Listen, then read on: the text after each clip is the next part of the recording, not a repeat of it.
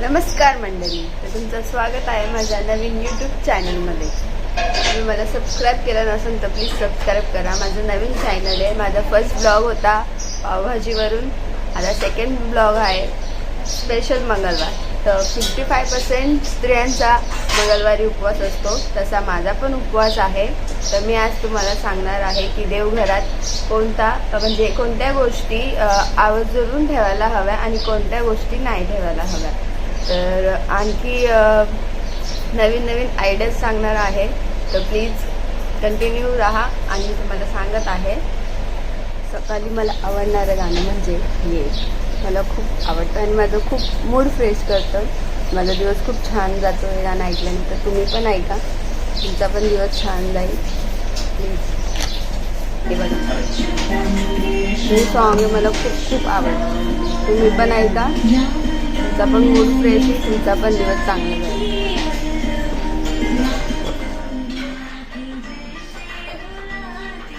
हा आहे साबुदाणा. तर मी बहुतेक व्हिडिओमध्ये बघितला होता की साबुदाण्यामध्ये म्हणजे उपवासाचा जो साबुदाणा असतो फक्त त्याच्यात शेंगदाणे, बटाटे आणि हिरवी मिरची आणि साबुदाणा याच्याशिवाय काहीच नाही राहत. पण मी बहुतेक व्हिडिओमध्ये बघितलं होतं त्याच्यात कोथिंबीर वेगवेगळे पदार्थ टाकतात. तर प्लीज कृपया त्याच्यात हे काही टाकू नका, उपवास लागू नाही होणार.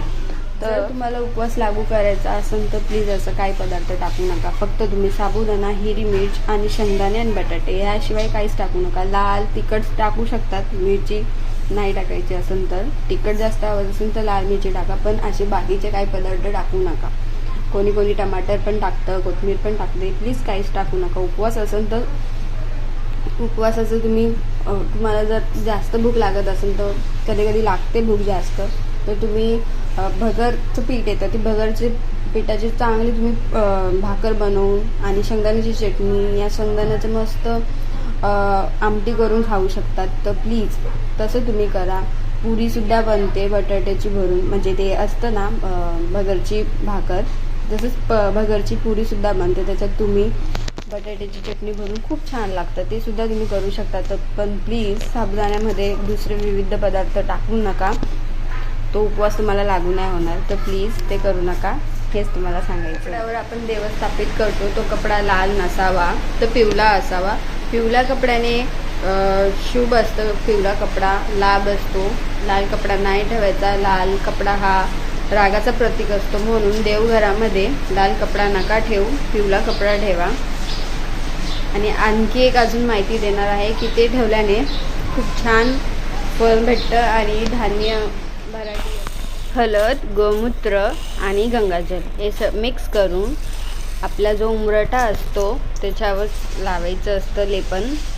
उंबरठा पूजन करणं आवश्यक आहे. उंबरठा पूजन केलं की आपली नकारात्मकता बाहेर जाते आणि सकारात्मकता आतमध्ये येते, पॉझिटिव्ह येते. म्हणून हे लेपन पूजन करायला हवं. हळदीचं लेपन असं लावावे, सगळं पूर्ण पायरीवर लावून घ्यावे.